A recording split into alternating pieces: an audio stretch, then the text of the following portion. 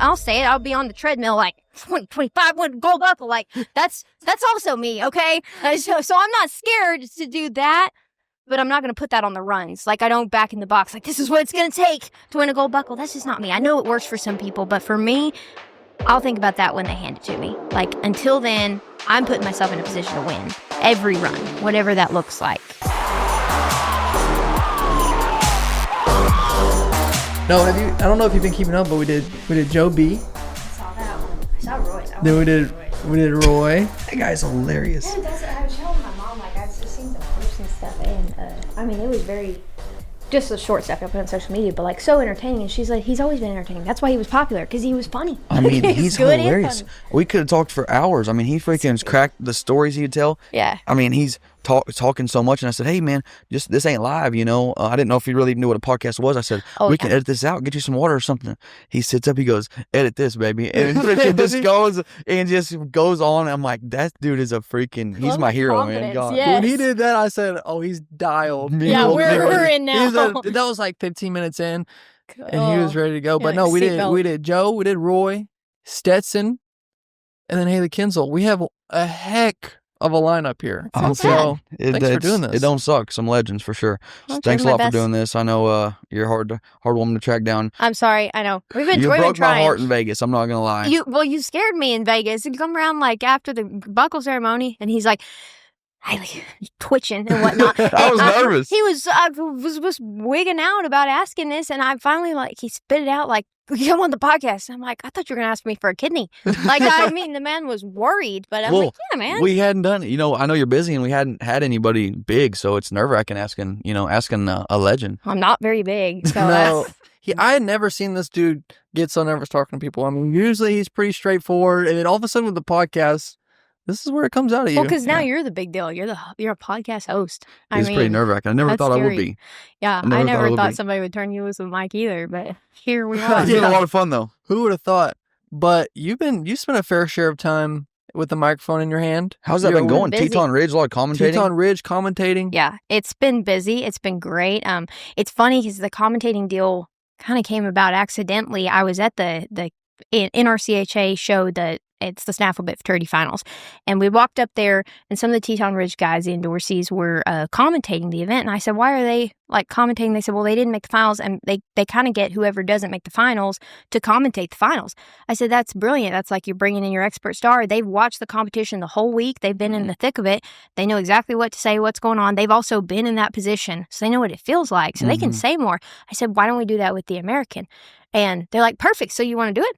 And I was like, that's not what I meant. But yeah, that's kind of how it came about. They said, if you want to start at the regionals, and we'll just see how it goes. And originally it was going to just kind of be, let's see if we can find somebody for every regional. And then I was able to do 2 of them and competed at 1, but I didn't make the final night. So I got to do the Fox Sports deal, and it went great. And I did have to explain to him after the first time, like, this is my first time. And I told him that I'd never commentated before. I've watched a lot of barrel racing, talked about barrel racing. That's all I talk about. So this is easy. It's just sticking a mic in front of me and saying, don't cuss. And so I was trying to remember that. You're doing that too. For the most part. But either way, you know, that's how it started. And after the first one, he goes, so, like, how long have you done this? I'm like, that was it. That was my, y'all literally put me on live on the first time and hopes for the best. I mean, it's gone great though. And I guess it went pretty well because I got to do the big day, the American, got to watch you guys win a ton of money, and that was exciting. But more than anything, I just get to talk about barrel racing, which I like, which now is kind of snowballed because the last one I ended up doing all the timed events, and no you offense. Did breakaway too. Oh, I did the team roping, I did the steer wrestling, and I did the tie down. That's the most tie down I've ever watched in my life. And it was decent. I'm not saying I was decent. The watching was good. I don't know how could never be able to commentate barrel racing, man. I mean, I don't even know what I would say. I got to where I don't mind watching it. You know, the good girls and the good horses and hearing the storylines and stuff. Obviously, if you run down the alley, I'm watching. But commentating it, I couldn't do it. So I don't know how you did calf roping. This girl went closer to the barrel. That girl went a little farther from the barrel. This girl, it's like, it's so intense because like I have a lot of respect for what y'all do, but I know my event's very intricate, which means y'all's must be. So I'm like studying. I mean, when I found out I was doing that, I was already out there and I'm just going through notes. I'm texting everybody at like breakawayroping.com and stuff. Like, I want to know who these girls are and what they've done because I don't want to sound like an idiot. And I'm telling people that have never watched them before. For a lot of that audience on Fox Sports are new to rodeo, and that's awesome. But you're the person who's going to tell them exactly what they're seeing, and I'm like, I hope I know what I'm seeing. Well, exactly. Yeah. Well, so for the common fan, okay, so obviously we know the pattern, we know barrels, and actually I saw a video of you saying, I ride a very fast horse and I run around trash cans as fast as I can. It was a pretty funny video. That was amazing. Dude. What actually separates like a good barrel racer from an average barrel racer? I mean, I feel like a horse. The horse is the thing. I mean, that is some people want to say 80% the horse in the run, but the timing of the rider is so important. I can speak to that. I have a horse right now that's real long stride, and if I get behind her stride or I'm ahead of it, the timing is where those tiny, tiny little hundredths of a second come from, and that's what matters now, especially the pro rodeos, the higher level ranks. Like if it pays 10, it's 0.15 seconds from first to 10th, and that's spread out over 3 days, changing ground, different conditions. So it really, really matters when you lose this much time. And I mean, there's different things to watch for as far as what makes a horse great and what makes a horse just really nice, and it takes a great one to compete at a high level. But as far as what makes a great barrel run, I feel like it's the perfect timing. It's, are you in step with your horse every single stride? Wow. I haven't ridden horses. I quit rodeoing in 6th grade, but then a year ago, I got on a horse with Joel Braden Harris, and he was trying to teach me how to breakaway. And I get what you mean when you say in stride, because the horse's name is Rocket, and I could not catch that stride. You know what I'm saying? It looked, he's bouncing on the saddle, and he's trying to swing his rope. I'm like, whoa. We're not there yet. Let's just ride. Yeah. And next day, he didn't show up. Okay. But just riding horses, I mean, it seems so basic. This is the Let's Freakin' Rodeo podcast, but when you're talking about extreme barrel racing, hundreds of a tenth of a second, I'm tracking with how important that is to catch the stride. These guys make it look so easy, whether it's barrel races or whatever event it is. Yeah. People make it look so easy. Sometimes it's easy to forget how hard it is. He was embarrassed as a collegiate athlete. He couldn't do it. Yeah, no, it was tough. Brutal. It's weird because you can be really athletic, but if you don't have the balance with the horse and don't know how to move with the horse, it's a totally different thing. But I do feel like the more athletic you are, the more likely you are to handle that, or the more you work on your balance and your strength and stuff. Speaking of roping, I have a story that I want you to tell. Okay. Justin Moss always tells a story that you almost died breakaway roping at his house. Justin said, I almost killed the best barrel racer to ever live. Roping. Yeah, it was almost a real bad deal for all of us. I was trying a horse, and I was in college, and horse was getting a little hot. I'd probably run too many, frankly, and it was getting a little hot in the box, and calf was a little slow, and just bad timing. You know what I mean? But like really bad timing, and I nodded and went, and this little calf stopped, and when the calf stopped, the horse stepped on him, and so I was like tracking almost directly behind him. I was a little too directly behind this calf, and so she steps on the calf's back leg, so the calf ducks forward, the horse goes forward, so we went up on the horse's head, so she was stood up like head down in the dirt, tail up in the air, and then when she came down on her right side, which was on me, so my foot was in the stirrup. The fall didn't hurt anything. The rope went behind my head, like as I had my first swing up, so then it goes back. So the rope, like I had this gnarly rope burn. That was lucky that the way that came off, that it just kind of zinged and didn't come back. But when she stood back up, so she's on her right side, she stood up and jerked my foot out of the stirrup and broke my ankle when I came out. So that's the only injury I've ever had, and it was breakaway roping. Like, it's really pathetic, honestly. Is this the last time you've roped since then? No. I mean, I roped all through college after that. I actually roped 2 weeks later, so we had a college rodeo in Lake Charles, and I had a broken ankle, but I didn't have to do surgery. It was just one of those, like, wear a cast and a boot for a while. So I was in cast for 2 weeks, and then I don't know what I thought that I could do that, like why I thought that was a good idea. But I thought, you're only standing up for like this long. It's not that long. So I ran barrels without a stirrup, just didn't put my foot in the stirrup. So like a week leading up to it, I started riding again, was roping the dummy, like would sit on my knees on a bale of hay to rope a dummy. And I was like, I feel good about this. Didn't enter the goat tying or the team roping. So I told my team roping partner, like, we're not going to chance your money on me, thinking that this is bold. But anyways, I did enter, and I ran barrels without a stirrup, and I came out, and I was like, that hurt, and I didn't even put my foot in the stirrup. Like, this is going to be fun. So I go in for the breakaway, warm up without a stirrup. It's all good. I've got it, like, super, super wrapped and tight. And the girl in front of me goes in the box, and I thought, okay, we got to try it. And I stuck my foot in, and I could put weight flat-footed, so I thought it'd be fine. I forgot how much you turn. Like, your toes turned in when your knee kind of turns in. And I was like, oh, my gosh. I threw really fast, and I won third because I threw really fast because I was like, we're throwing now. Like, I don't care where this goes. That's the headline. Hailey Kinsel wins third in the breakaway at the college rodeo with a broken ankle. With a broken ankle. And then I don't think I entered the next weekend. Like, I was way too lucky. We're not doing that twice. Dude, Justin tells that story all the time. It's hilarious. He panics. I did scare him. I'd be over there. Yeah, because he said, you're small. Like, he said that horse goes down. You see the calf this way, horse there, no Hailey. He's like, I could have swore she was dead. Yeah. Every time I was probably really dramatic too. So I'm sure that he was like, he thought it was my whole leg. He was said broken. that little girl is tough. I mean, a broken ankle. I actually heard a story. I don't know where I heard it. Maybe it was a podcast or something. You went to college at the greatest university on the planet, Texas A&M University. Oh. I am an alum of there as well. I just told him, don't wear the damn ring. I don't wear the ring. I don't wear it either. I don't like things on my hands like that. I'm same, and like I've caught it in a trailer door, and that sucker hurt. So yeah, no, big hazard there. But I heard a professor told you that you'll never make it in rodeo. Is that true? Like 3 of them. And now she's a Mount Rushmore rodeo person. I heard a specific story that you had to do like some sort of budget or something for your career or your future. Let's hear that story. Yeah. So I was in the ag econ department, so ag department, but we dabble in the business school. And pretty much anytime I was in a business school class, if I had like office hours with a professor or whatever, they always ask, what do you want to do with this? I want to train horses, like every goofy girl in school. And they had, you can't blame them because they have a lot of kids come through there that say that, and they're saying there's no career in that. There's no money in horses. There's no future there. Like cattle, okay, land, sure, but horses, that's a game. It's a hobby, but like you need a job to support that. And I was like, I would eat beanie weenies to train horses. Like, I don't care. I'm not worried about that. But that last professor, it was my senior year, but the first semester, fall semester, and it's an entrepreneurship class. And I walked in and he asked all of us, what do you want to do?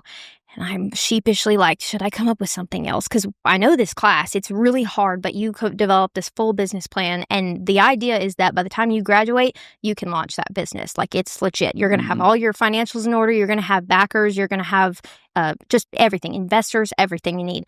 And so I sheepishly say, I'm expecting the ridicule. I want to train horses. I want a rodeo. This is what I want to do. And he said, show me how.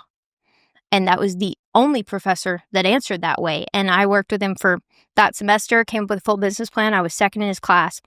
I didn't take a spring semester class because I wanted to rodeo because it was going to be really hard and it was so much time in the library. So I actually changed my option on my major so that I could do a different class. And I had to go in and tell him, like, thank you for this, but I've got to do something different because I need more time to actually rodeo. And he said, I just want to see this work for you. Like, I really am sad because you're one of the best in this class, but like, I want to see this work. And 2 months later, I won the American, and he sent me an email Monday morning. Yeah. So it was a Sunday. I win the 400,000 or whatever. And I wake up to an email from Dr. Reister that said, I guess you did it. That just gave me chills. Best feeling. Yeah. When these guys, like, it's a big school. There's a lot going on at Texas A&M. Rodeo's small. Like, they don't even know they have a rodeo club. I think it's getting better. But at the time, that wasn't a big deal. So the fact that he even watched and knew what was going on was so cool for me. That is so freaking cool. That's a huge university. I mean, that's not like you're at a junior college and your professor sent you a text. I know, right? Even though it's an ag school, it's like still professors are primarily liberal. So it's like, you don't blame them. But your background in rodeo, were you just... I mean, what about your parents? Did you grow up? I'm sure you grew up around horses that curated that love for horses. But yeah, I wouldn't even get into how you got sister. But were you just like clean scratch? Like you just were trying to figure out how to had a rodeo with nothing to support you? Definitely not. Definitely not. I had the greatest family, and I still do. I still have them. But so both my parents like amateur rodeoed, college rodeoed. My mom was Miss Rodeo Texas, so she traveled and she worked for Wrangler and putting on the Wrangler bullfights. So like she's been in the back of all of these rodeos. She's also seen that side of it. And in the 80s, it wasn't hard. It was hard to make a career of it, and she knew what that was like too. And then my dad, like he college rodeoed and figured out he had a great brain and better get a degree and got a great job. And they're ranchers; they run cattle. So my mom still hobby barrel race. My dad still kind of hobby team roped, but they had real jobs and stuff. And so we grew up around it with a necessity to learn how to ride, to be helpful and be useful on the ranch. Because like when you're a kid in South Texas, you work there. So we were employees, but my brother and I, we knew how to ride. And so we wanted to get into the play day stuff. And my parents and some other like local families right around Cotulla, like Cotulla, oddly enough, has a couple core rodeo families, like most well known as Phil Line. And so like that was who's putting on our junior rodeos and play days when I'm like 5 and 6. And so I grew up around it, and I knew who all these people were. I knew Corley Cox made the NFR, and yet she's setting a pole in my arena. And so I watched it and paid attention and would tell my parents, like, I want to do that. I want to get bigger into it. And they're like, we'll see. So we were really well-rounded. We played sports. We did end up homeschooling, so that made the sports thing a little harder. So that let me kind of rodeo a little more, like junior high and high school, and they supported it, but they were not the kind to like say, we're just gonna get the nicest rig and the nicest horse. Like, you're gonna figure it out and figure out if you actually like it.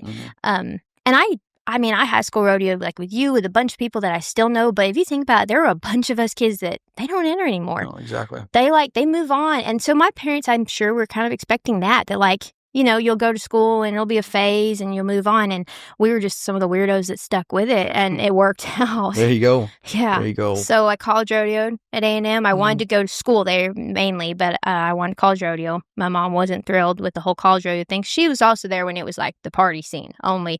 But I convinced her like, no, I'm serious. Like, I want to be good at my studies and I want to win at the college rodeos. And so that's just kind of how it started. They helped me get through school and let me college rodeo, and then it trickled into the career, I guess. Yeah, but buying barrel horses, I mean, they go for very, very, very, very, very expensive, and then probably a little bit more than that too. I mean, they're expensive. So this whole time, hold on 1 second. 1 second. I know what you're going. I got one question, please. I heard this from Emily. I needed you to tell me about a horse named Baja. Oh yeah. So that can go all the way back to when I was in high school. My mom found this horse on Craigslist. She was looking for a couch for my brother's college house, and found this couch. Literally, like, and you know, that tells you she wasn't looking very hard for couches. Exactly. So, okay, she stumbles upon a 2-year-old, and it's in Pleasanton, which is like an hour and a half from us, and owned by a vet there. So she calls that clinic and track it down to where Dylan Mundorf is actually who the horse came from. So she calls Dylan, like, what's the deal with this 2-year-old for sale on Craigslist at a vet clinic? And he said, well, she cut her leg and I left her there because I couldn't pay the bill or whatever. And he's like, I made this deal with the vet that she bought me out on the horse. So then the vet's like, well, I don't need a team rope. I think she called it a team roping prospect, but we're looking at the papers and it's out of a Royal Shakeham mare. And we were like, interesting. And it's by Dylan Stud, who Corley Cox had took some horses to the NFR that were in that bloodline. So we knew this could be a barrel horse. And my mom's got a great eye. So like, she can see a 2-year-old and tell you if it's going to be great or not. And so she drove over there and made a deal with Dylan. She's like, you're going to put the first ride on, prove to me this is not a bronc. Like, this is it really did happen that way. It was just a cut. Okay. So anyways, she buys the horse and we start riding it, and we like this thing. And I mean, she's super talented, a little flighty, but always had some promise. And she is a maternal half sibling to Sister. So 2 years later, Sister is in a sale, and we had called Dylan. We tried to buy the broodmare. He'd already sold her. We're like, what else do you have? Because like, we like this filly. By this point, she's 3-4 years old and we're excited about her. And he said, I have one left. I sold the broodmare and I put this one that's by Dinero in the Texas Best Sale in Waco in November. And so we watched it. We waited like months, waited up to the sale and bought her out of that sale. And fairly cheap actually for a barrel horse, just because it wasn't a well-known bloodline.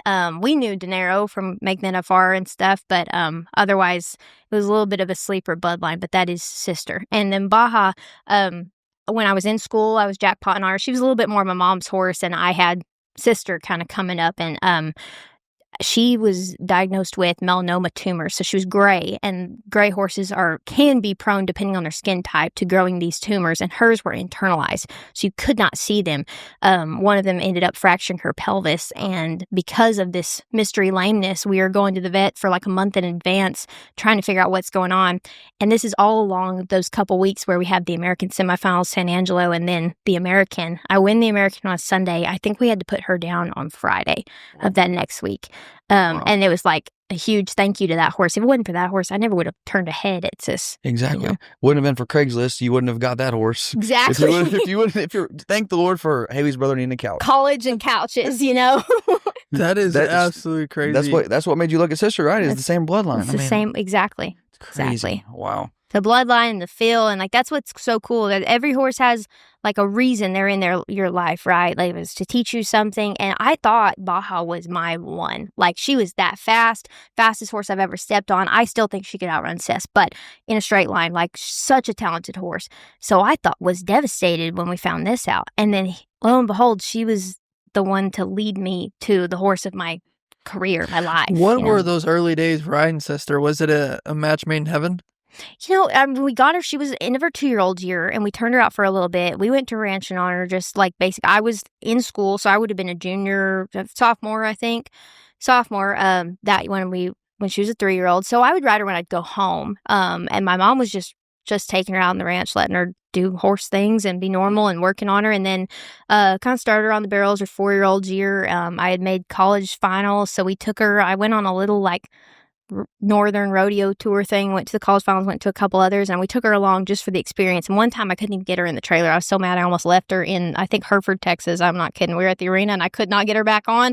I was done. I was like, screw hauling colts. This is not for the faint of heart. So yeah, we were seasoning, and that was really exciting. And then her 5-year-old year would have been when we made the American honor. I won it when she was 6, so that was my senior year. So all that time, it was great. Yes, it was. She had a great feel. I remember being more excited about Baja, and my mom was like, I feel like you're going to ride Sis better. I just feel like you're going to ride her better. I feel like this is going to fit you, and that's going to fit me. And I'm like, she acts slow. She was lazy, so lazy, super lazy, and still is today at home, like lazy and slow. And we were like, she'll make a heel horse. That's what I was thinking. That she's probably fast enough to make a heel horse. Oh my gosh. But that's the thing at our house, like, and to this day, still, like, if they're at my parents', they have to be able to be ranched on, they have to be able to be roped on, and have to have a backup career, because we can't keep nice barrel horses around a cattle ranch. Like, that just, it's my daddy, ain't gonna go for that. So anyways, that was the stipulation. We knew we could rope on her, knew she had a good mind. And then one time, she was 4, but I had gone home. My mom had been working her some. I was busy with school. I went home, and she said, just go ahead and high-lope her through, see where she's at. Like, she hadn't really pushed her, so she's like, just send her through, see what happens. She turned the first barrel and sucked up her tail and broke into, I made it 6 jumps, and I'm very sticky, and I got launched. Like, I almost made it to the second barrel. I got launched so far. And truthfully, like, we were laughing, but we were so excited. We're like, she cares about something. Like, she's got some fire in her. Yeah. This is good. We can channel that, This is a cowgirl that is excited about a horse bucking her off. I'm pretty sticky. I don't even think you were you trying to process the vocabulary, the lingo. What is he? Okay, sucked up tail. Okay, got sticky. I was sticky then for I 6 jumps. So I'm thinking she got bucked. I'm watching Cole. I'm listening to you and watching Cole's mind try to process this. Honestly, okay, so then picture this. So the pre-story on that is my mom had told me 2 months before that she had bucked with her real bad in the pasture. And I was like, yeah, right. Like, my mom's just being dramatic. Like, this is a lazy horse. There's no way. And she told me as she stepped off her because it was getting bad. I was like, okay, we'll see. So my mom's sitting there laughing like, this is great. I just wanted that to happen to you because you laughed at me. And anyways, sister, one thing about barrel racers, they're tough. They don't mind getting bucked off. They're going to drive all night. They're going to have 4 horses and 2 dogs that go with them. That's not the last time she bucked me off either. One time, I think it was 2019, I had driven from Ponoka to, I was going to Greeley the next day, and I stopped in Montana, and I rode her, and I felt bad going to Greeley. I'm like, it's too far. She's tired. Maybe I should turn it out. And I rode her around, and she bucked me off that day. And I was like, never mind, we're going going to Greeley. You're fine. I cannot imagine. So, like, and this is part of the question. When you're training a bear horse, are you literally just every day or every week, you just keep running them, keep running it, and then eventually she gets faster, gets better? I mean, you're working through those kinks? Not really. So it's feel like it's very gradual. It's like it's almost like school. Like you start in kindergarten and you end in your senior year and you go on to college if you're good enough. That's a great analogy, actually. I mean, you just step by step. You don't throw too much at them early, and you don't start at junior year and just hammer there for a while. So what is kindergarten? Kindergarten is, getting them broke, handling on the ground, all of that stuff. Like, even though it seems basic, that matters now when I need that horse to trust me fully, and I need to be able to take hold of them in a turn and move them. Like, all of those basic ABCs come into every single run I make at the NFR, as far up as the NFR. Like, that sort of stuff is everything you build on. So, I mean, I feel like that's what makes it so cool, is when you start to see the greatness come out, is when you get to like 6th grade, 7th grade, and they're still learning, they're taking more, they're clocking better, they're starting to step up. Like, you're now entering jackpots and they're making mistakes, but they're still slamming the clock, and you're like, oh man, if we ever get this down, this is going to be great. And not all of them do. Some of them don't get past high school, and that's great, because in barrel racing, there's so many levels. There's a market for every horse. There's so many levels of competition. But like, what I look for is the horses that I feel like there's still something in the tank here. There's still something more that either they're teachable about it, or there's a talent that's just being stoked as we get older. Wow. I wonder if, just to keep, you probably would have the language for it better than me, but I wonder if you're comparing horses, different horse styles. I feel like what made Sister so great, just from what I see, when she hits those barrels, number one, she just goes so fast and she stops on a dime, but she almost like makes 3 turns and is gone. Yep. When some horses will go like fast steps around the barrel versus sharp cuts corners around the barrel. Am I what makes her clock? I mean, what makes Sister clock better than one of the best horses to ever live? I mean, that's a good question, and that's a good observation. Like, style wise, there's a lot of styles that work. There's different styles that work better at rodeos, on harder ground, or with a crowd, but there's also styles that work better at deep ground rodeos and barrel races and stuff. And her style is very direct. It's point A to point B, straight lines, and even in the turn. So she almost I kind of try to teach everything to turn into square, and that may turn into a bigger square or a rectangle or a bit of a diamond, but either way, they have points where you go to here, you respect the inside of the turn, then you take another step, you take a pivot, and then you pivot again, and that's going to be based on their feel and their style. But for her, it was very simple, because she's a straight-bodied mare, but she's respectful about her sides, so I could almost take her straight into a turn as if it was a tiny rectangle on the backside. I get flat with the fence for just a second, and then I come straight out, and it's so efficient in the turn. And it also can get me in a bind where I can drag one over, because she kind of wants to roll back, and if there's a wall, she'll maybe a little tighter about where she comes back. But either way, it's such a fast turn. But there's 2 things I think of, though, that are really key that people can't see as well. Like, you can see the different styles. To me, the one thing that's not very easy to pick out with a naked eye, but I know is special about her, she accelerates and decelerates so fast. There's no lag time to get from that break moment in the turn to that fast acceleration, and that leads to she's incredibly fast between the first and second barrel. And that's the hardest transition for a horse. They're turning right to left or left to right, and so they're switching leads, they're making kind of a swoop, and they can lose so much motion and so much time trying to change leads, get going, pull themselves out, prepare for the next turn. And for her, she could switch leads every stride and it wouldn't matter. Like, she just is so stood up and direct about that. And then the biggest, most outlier thing, I've won so much on the run home. And it's not because she's that much faster than every horse, because she tries across the line the whole time. Harder. Yes, the whole time. I mean, you can do a shadow cam and see her running back with somebody, and I'll beat them in the last stride because she just doesn't let up. And that's a hard thing. That's her mentally. Dude, that is wow. This is not about... my mind's still blown. I'm thinking about turning a barrel in a square. This podcast is not about me, but I feel really good about my observation there, okay? Because literally, I'm like, square versus some horses literally run in the circle. Like, you can see them running in the circular pattern. Do you think across the board that's faster? Like, do you think that should be a standard for all horses, like that's just like objectively faster? Or do you think if a horse is trained right, they can run a different way? Absolutely, they can run a different way. So I think it's so particular on the horse's build, and it also is what fits with that trainer or that rider, who's going to ride them and how do they ride, what are their cues as far as what's going to be efficient, what's going to keep you in time. But you can't train a horse that looks like Martha, Lindsay Sears Martha, to run like Sister. That's not going to work. You can do it, but it's going to be slow because that horse has other strengths. She was round, she was big, she had a long stride. She would almost take one loop stride around a barrel, but it was super rounded.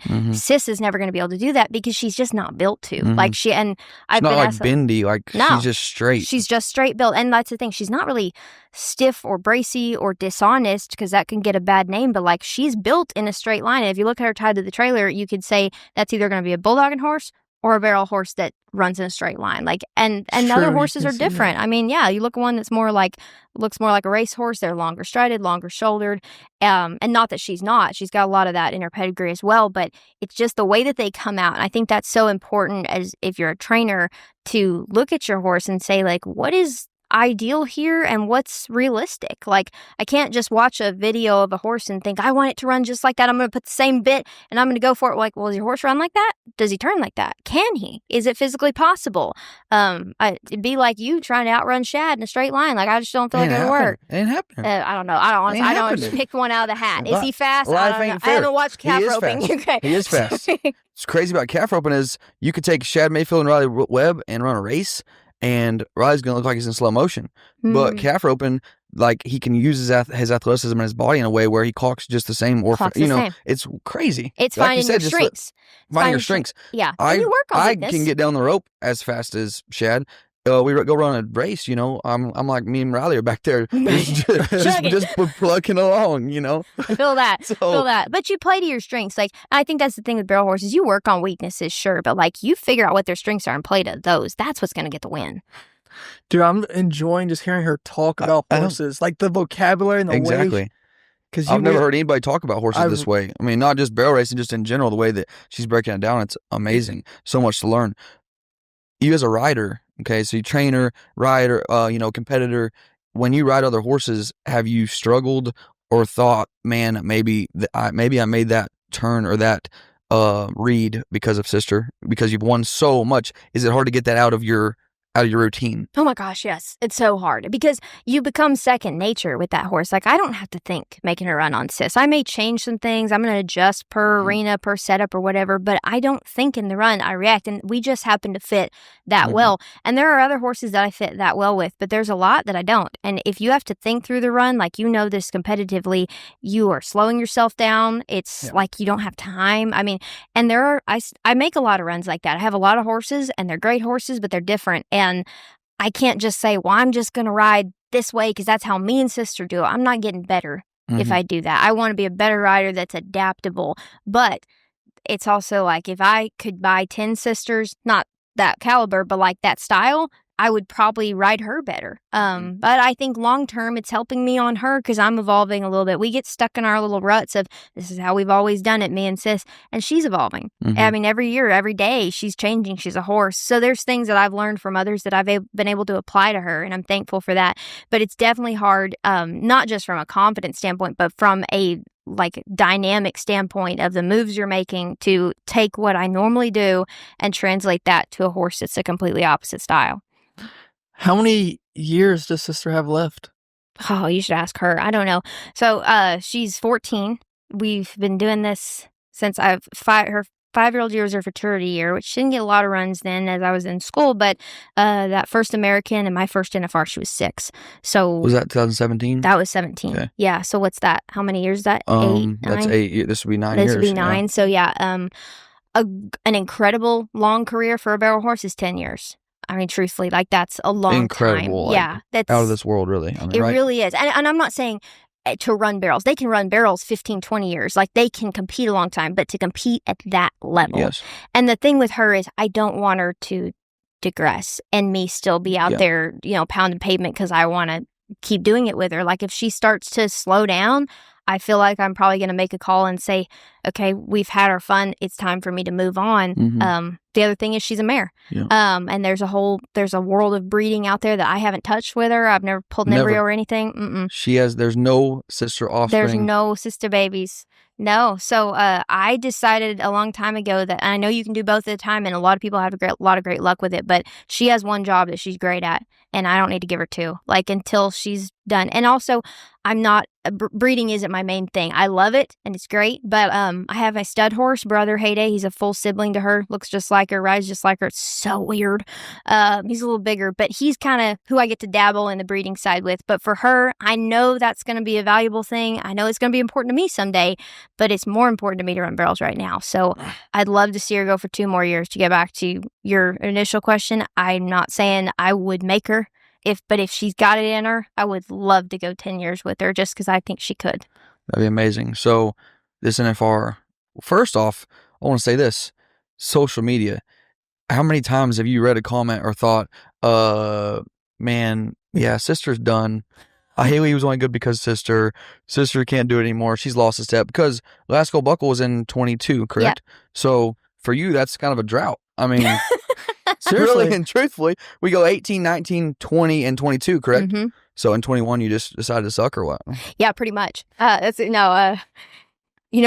funny, and it's not funny, but it's like gut wrenching.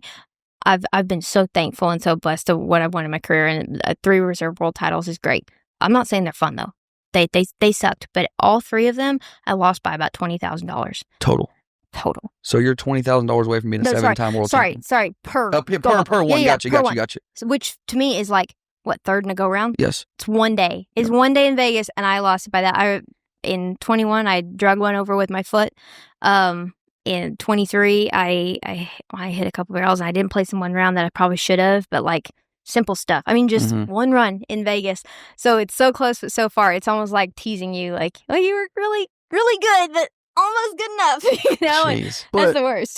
2024, I mean, it was pretty surreal because was it round 8 where you knocked the barrels? I think 7. 7, yeah. But then Cassie, she knocked a barrel, and it came down to round 10. Yeah. And I mean, I was hanging out with Anthony Lucia. He does a recap every night, and he was doing it, and he goes, I already had the story written down. Hailey knocked down 2. Cassie's going to knock down 1. It's going to come down to round 10 for the showdown. Lucia likes drama. But then you didn't come out on sister. Yeah, so that was a bummer.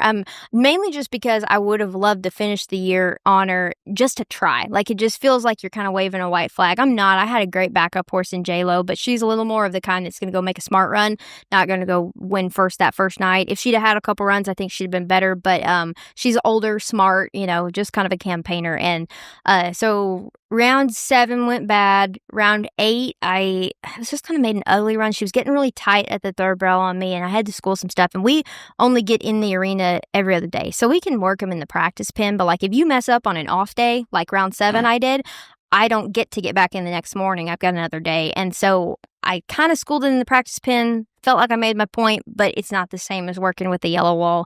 So round 9 that morning, I went in and was a little more firm with my, like, we have to go this far. She just gets to anticipating that run out so hard. And I worked it. It was good. And I made that run around 9. I was last out and won the round, which she's done crazy stuff like that before. But, the NFR is the only place that still can't figure out how to drag. And as much as everybody wants to say, oh, quit complaining about the ground, we don't run 15th anywhere ever. And I had to do it twice. So since when I came in first, I come in at the top, but I shuffled at the bottom on the 2nd round. Mm-hmm. So I run twice then, like, at the beginning, and then at the end I shuffle back to the bottom. So you're almost better off to come in like 4th through 7th because you get 2 runs at the top of the ground and only 1 at the bottom. Anyways, I digress to say I had to run at the bottom of the ground. I had to ask her for everything she had, and she gave it to me, but she strained a muscle in that run. And so I pull her up. She acted fine, a little tired, maybe a little just kind of muscle sore, but couldn't see anything. She's a very tough horse. You think I'm tough. That horse is tough. And she won't show me when something's wrong. And she's never had a run-related injury. This is the first one. So up until now, she's had some bangs and bruises in her pen being a horse, but I've never seen something that was like, this isn't right. And get up Saturday morning, they go to get her out, and there was swelling in the area. And that's the only thing. I mean, she was sound. Like, she was fine, but there was swelling. And had the vet come over and look, and he's like, yeah, it's a muscle strain. He said, you'd be okay to run, but like, if it tore, that's career ending. I said, no. That wasn't even a thought. Like, I didn't have to make a decision. It was just so clear to me. And like, I pray for discernment and like in all areas of my life. And I feel like that makes you think, when I make a decision, it'll be more clear. I didn't even have to make the decision. It was just so clear to me, like, the right thing to do is not. Like, if you want to give this horse a chance to be sound long term, even if she never runs barrels again, like, we're not going out like this. We are not going out swinging. And you're looking at, too, like, Cassie's now going to be first on the ground in the 10th round on a super sound horse with no issues, and she's on fire. I'm last out. I'm 12th out in the last round. I'm going to have to do a Hail Mary with a horse that's sore. Not even thinking about it. So I get on J-Lo, and like I said, it didn't feel like I was going out with a bang. I still have to tell myself, you got a chance, you got to practice all day, prepping your mind to absolutely go for it, and you put all your energy into that last run and absolutely go for it, and you're almost good enough and get that pat on the back to be second. And so it sucked to end it that way, but it didn't suck the way I had to, because Sis is sound. I'm back on her. She feels great. She's a happy horse. She's a sound horse. It's one of those, like, yeah, would you have risked that for a 5th gold buckle? Okay, that would mean I've been done. And even then, if I took that risk, who knows if I even would have won? Like, who knows if I could have outrun Cassie in the last round? It just didn't feel right. So just decided to go with my gut feeling on that. Wow. So I heard a really cool story. I don't know if you want to tell her or not, about when Cassie found out you weren't riding sister. And I don't really know Cassie that well, and I've seen you around, but a lot of respect for you guys as barrel racers. But this kind of showed me a pretty special, her character outside of the arena. And I bet that kind of, that feels good, especially what she'd been through with her winning the gold buckle. I didn't know if you wanted to. Yeah, I mean, I feel like all of us have a lot of respect for not just each other, but the horses too. Like, I respect everything she's done and her and me, but we also know that we've done that because of the horses in our lives and stuff. And her bond with her horse, with losing her fiance Mike, and he owned that horse, he helped train that horse. Like, the fact that they could do that this year, it's storybook, it's good stuff. And I think in the end, none of us want to win by default. And I'm not saying she did, but I think in her mind, it kind of felt like that a little bit, that she wanted us to both put up a fight and the fastest horse win. That's how we want it to be. We don't want it to be like, oh, you couldn't or you wouldn't. And we always get excited when we're going into the finals and everybody gets to even show up with their good horse, because stuff happens in the regular season and you may make the finals but not get to take your good one to the NFR. And to me, that just sounds like the worst possible. I'd rather not make it than not be able to show up on my best horse. But that said, that's just kind of how we are as competitors. Like, we, of course, want to win, but we want it to win because we outran the best. And that's what keeps us better, too. I mean, that's just, it's a mindset she has, and why she's great at what she does. It's a mindset I want to have, too. Pretty cool stuff. It's funny that you have said that. Roy, Stetson, Joe, I mean, Cody Webster and bullfighting, these themes kind of run across all events and all the greats, just the competitor, and, it's pretty special. But also, I think it speaks to who you are, too, because other people probably would have pushed sister. Going back to babies from sister, other people may have seen an opportunity and pounced on it, but you have always put the horse first. It's selfless. It's just... Yeah, I mean, it goes back to, like, I was raised on a ranch. Like, you are a steward of the land. Like, your job is to do your best by that. And my parents were real firm about that when we were kids. Like, your only job here is to do your best by your horse, your homework, your parents. Like, just do your best. That's it. And so to me, it's, like I said, it's something I do pray about, but it's also something that I just have a lot of respect for that horse. It's more than the just, she don't owe me anything. It's that she never did, But she loves to do this. So how do I make this accessible for her? Like, how do I keep her waking up every day? Like, if you have something you love, you want everybody on your team to make it possible for you to do that. That's me with Sis. I'm her team. My job is to let her run barrels as long as she wants to run barrels. And if she ever tells me she don't want to, it'll be a different deal. But if she ever tells me, I wonder how she would tell you that. I know. She's literally talking about sister like they speak to each other. She said, I had to go tell her where to go, and then before the 8th round or whatever, or 9th round, I can't remember which one. Yeah, we can't tell you about that, but we talk a lot. Yeah. We'll get her on next. It's fine. So an aspiring barrel racer that wants to make the NFR, let's say whether they're going up and down the road and just not making the finals, or trying to decide if they have that horse. I mean, what advice would you give to somebody that wants to make the NFR but just isn't working for them? Man, that's tough. I feel like there's so many factors that go into it that you can't just tell yourself, I'm just not good enough. It's just I think sometimes you can chalk it up to, do I have the horse? Do I have everything else set up? Am I financially ready? Am I prepared? Have I sought out the right sources? Is my horse legit that good? Because it is the toughest of the tough. I have never seen it this tough. Like I said, that 0.15 second split 3 years ago, 3/10 split. 5 years ago, half second split. Like, it's wild how the specialized industry has just grown barrel racing to become so intense that you cannot make a mistake. I've made so many runs, especially in the last 2 years, that were great runs that didn't place. And the only reason they didn't place is somebody else made a little better run, or it didn't rain that day. Just little things. And so a lot of things just have to go your way. And that's what you chalk up to sport. And it's funny because every time I make a run where I don't place or something just doesn't work, I'll kind of look at it like, was that my fault? Was that my horse's fault? Or was that sport? And sport is just all the little factors that you can't control. And I feel like 80% of the time, it's sport. Like, the rest of it is probably me more often than the horse, or something that I didn't do to prepare the horse or whatever. Like, yeah, they make a mistake, but I could have done better. So I'm constantly trying to learn from 20%, which means the rest of it I can kind of get around, and I've learned things that work at different rodeos and tricks and timing and stuff like that as far as your routine goes. But there's no secret sauce. Like, sometimes it just has to go your way. That was my whole year in 23. I had a great year in 23 in the regular season, just not as good. And everybody asked me, like, well, what happened? Why aren't you coming in first? Like, well, frankly, I didn't draw good for 3 weeks straight in the summer. Yeah. That's it. That's all it takes. Or I just, I drug over a barrel at Calgary to win the round, and it changes whether you win 50,000 that day or not. Like, just very simple, small stuff that has to go your way. So I would say to that girl who's driving and trying, one, let's be real with yourself. Do you have the horse? Do you have the talent? Do you have all your ducks in a row? If you do, where can you improve? And where can your horse improve? And where can your planning and your strategy improve? What can you learn from previous years?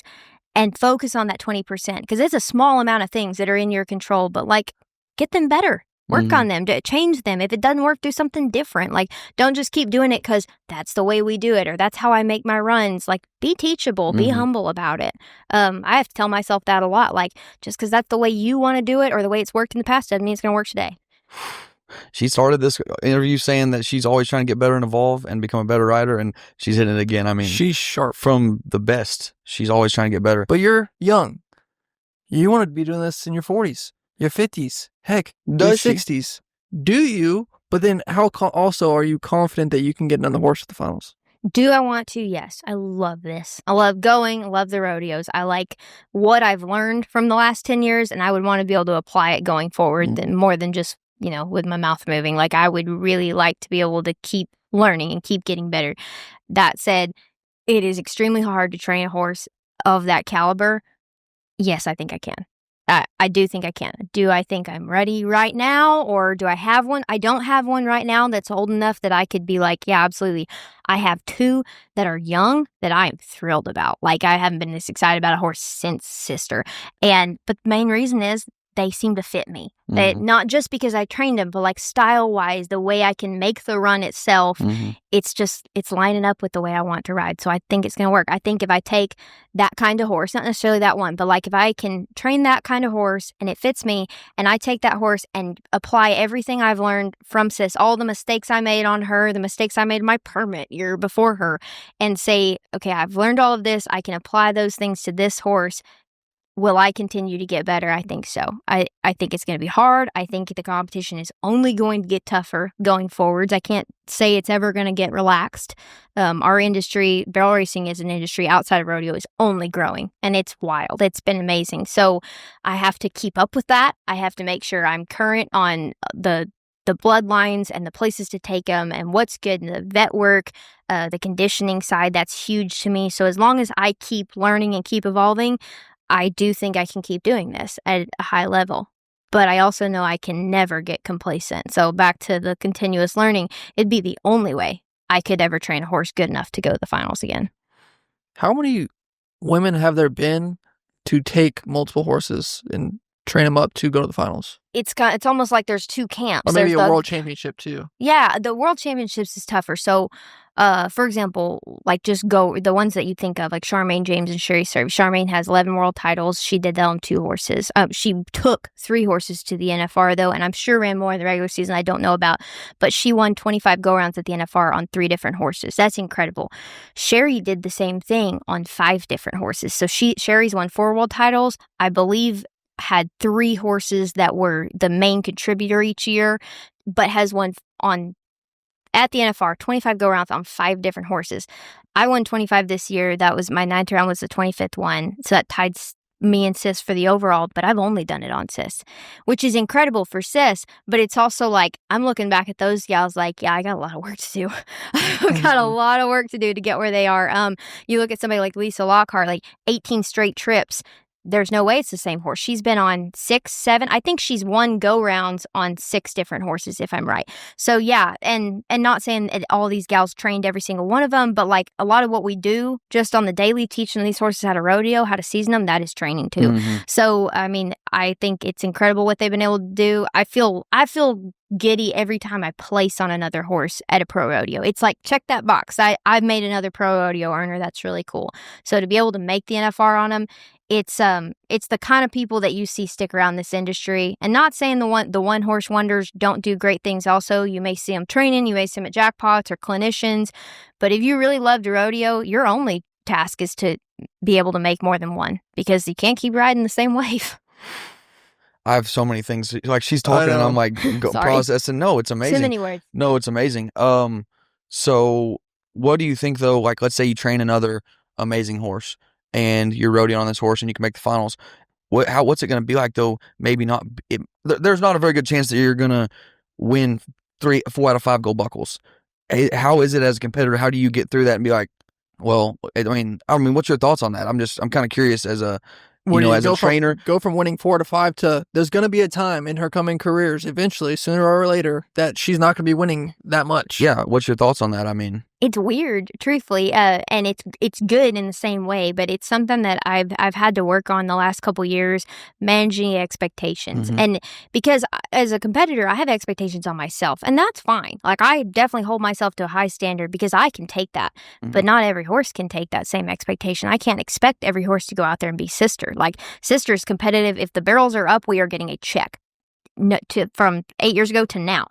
That's not the case with a majority of horses. And so it's funny, I have a couple horses right now that, like, if I was to go on them all year long, we would probably place at 20-30% of the rodeos, maybe enough to make the finals, maybe not. And I was complaining about this not very long ago to a friend of mine, and she kind of snapped me out of it. It was like, she said, that's what, like, rodeoing for everybody else is like, right? And I was like, no, I did not realize that. That's exactly what I'm saying. Yeah, and I don't mean to be like cocky about that at all. It's just that, truthfully, I got used to that. And I'm grateful for it, and I'm trying to learn from it. But I also know that it's not reality going forward. So, yes, I would love to be able to train a horse that is dominant enough or capable enough, and not so much train as pick out, not just out of my own barn, but like be able to identify, am I being realistic about this? Is this horse that good where I can show up to 25 rodeos and get the finals made and go home? Like, if I can keep doing that, that's great. It's going to take an incredible horse. And it's going to take me being a good horseman to know what that horse is. Like, is that horse really good enough? Or am I just fooling myself? Or if I just gotten lucky a couple times? Because that happens, it's part of it. But identifying greatness and calling the greatness out of a horse, to me, is like a step up from identifying good, calling out the best they have. And that's my job on whatever I get on, is to call out the best they have. But I have to manage my expectations of what that looks like. Like, best case scenario is always win the rodeo. Most likely scenario may be place at the rodeo. I still have to go for first, but I also have to be happy if that horse wins 7th. Like, versus on sits, I could go for first and be first. And that is a different mindset. Like, it's something that I think maturing, like, I don't know how I would have handled that 5-6 years ago. Now that I am older, I feel like I can handle it a lot better. But that's something I've had to grow as a competitor. Like, looking forward, do you want to do this like that? Yes, I still do, because I still love rodeoing. I still love the horses. It's just going to take a lot more tolerance from me to lose. That's hilarious. Well, does that extra motivation creep in for you, like wanting to be the greatest of all time type conversation? Does that stuff motivate you? Which it seems like it does. It does. I mean, I feel like it motivates any great competitor. You want to be known as the person that could do it. And I used to say that when I was a kid, like, the dumb as it would sound. And I mean, got laughed at, and that's fine. I'm pretty sure my mom laughed at me about, like, I want to be the best. Like, well, everybody does. Like, I agree. And I agree everybody does. But if I don't want to be the best, I'm not going to be decent. Yeah. Like, that's the thing, is I have to want to be the best. And that's not going to say I'm going to win every time. Like, I'm not scared to fail. I'm scared to not try to win. That's a totally different category for me. So, yeah.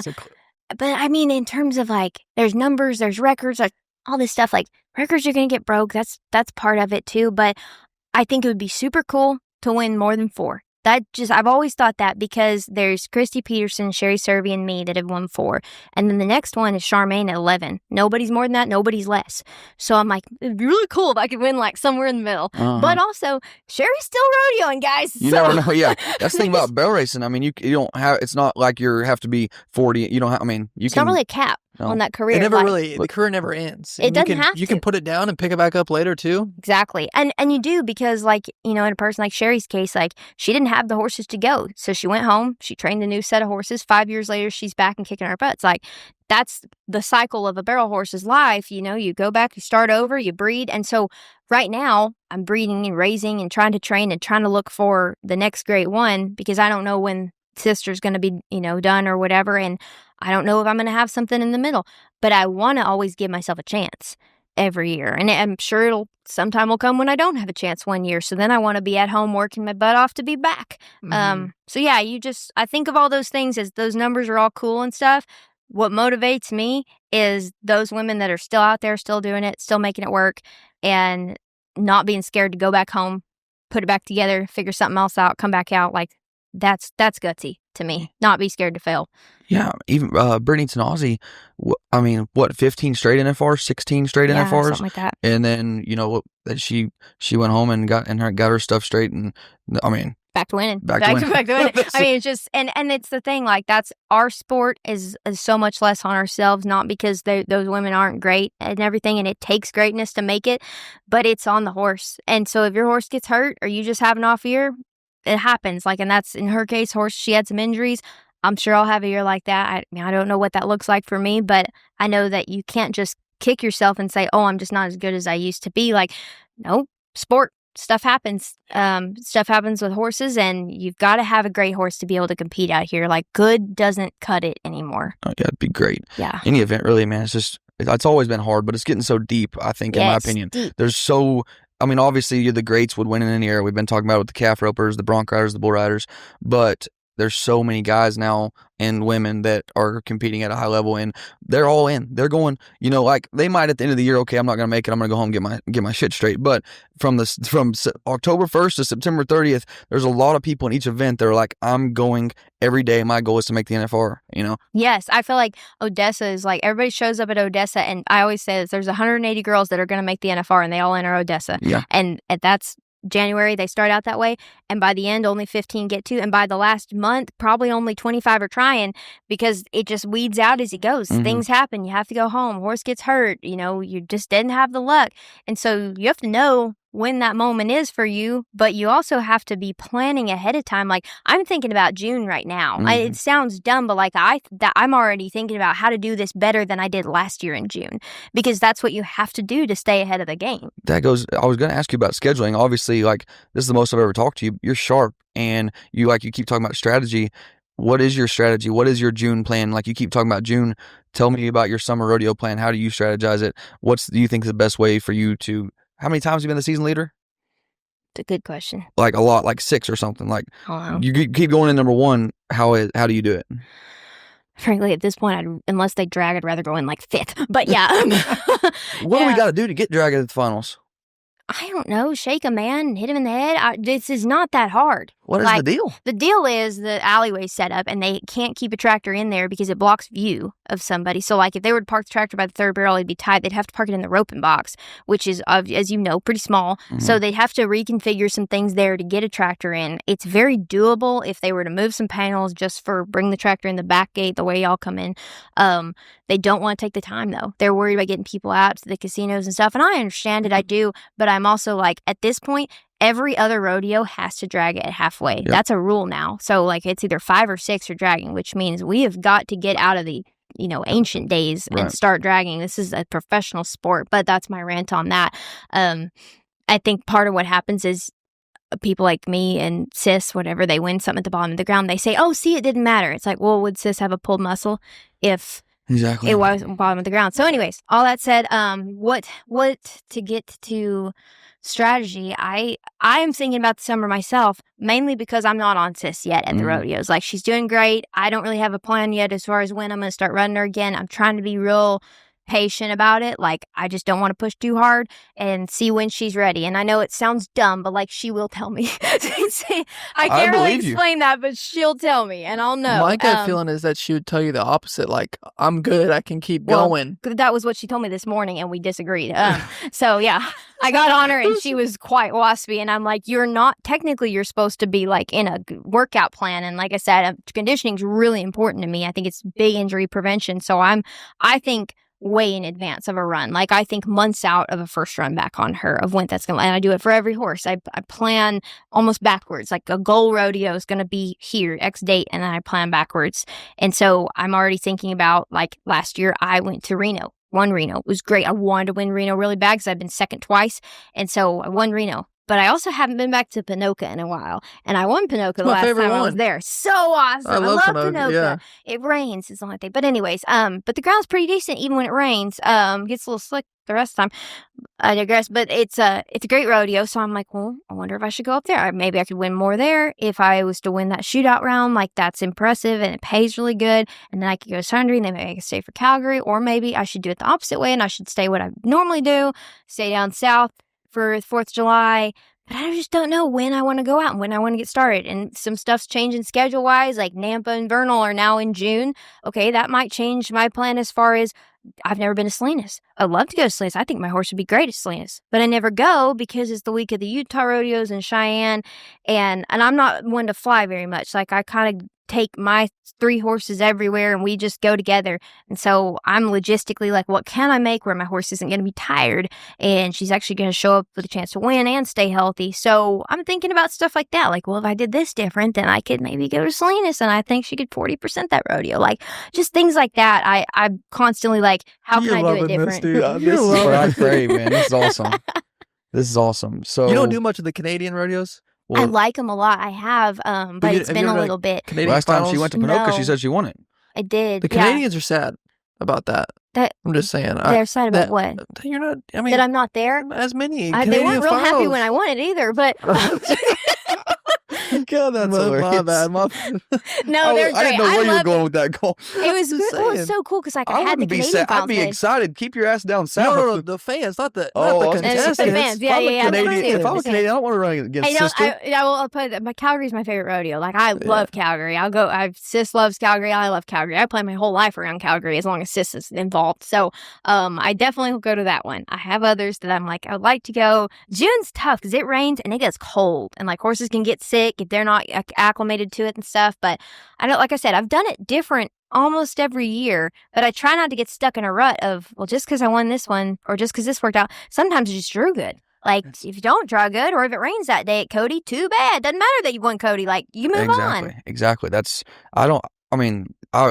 Jackson, Mississippi, it's going on right now. Mm-hmm. I'm not going this year. My dad's like, dude, you won it twice. Why wouldn't you go? I was like, just didn't really work out this year. I think whenever you go to the rodeo and you draw the right calf or you draw them right on the ground and you make your run, you're going to win. It doesn't matter if it's Salinas or Cheyenne or Calgary, whatever it is. For sure. I mean, that's how I feel about it. Like, I'm not like, oh my God, I won that one. I love that rodeo. That's my place. That's my rodeo. Yeah, exactly. Like, I think you can really limit yourself by saying this is where I'm comfortable, because that means that there's somewhere else you're uncomfortable. Exactly. Whether it's true or not, I don't like to even think of that. I mean, exactly. I don't even like to think that I'm better in one place than the other, because that's not good mental. No. Do you have a circuit?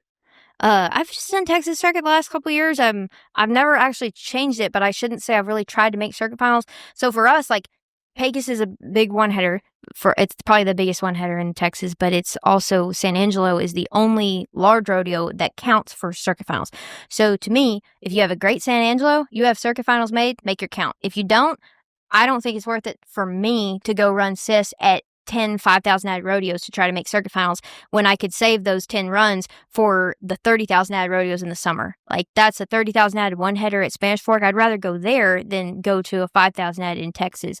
And they're also drawing contests too. Like, there's a lot of rodeos out west that it's drier, the dirt's natural, it's like actual dirt, it's not hauled in clay or sand. In Texas, all of our rodeos are pretty much in the spring and early summer, and the weather is all of it. Like, it's all of it for us. So there's a lot of people that say it's the miles, not the runs, is what from injuries and everything. What's your thoughts?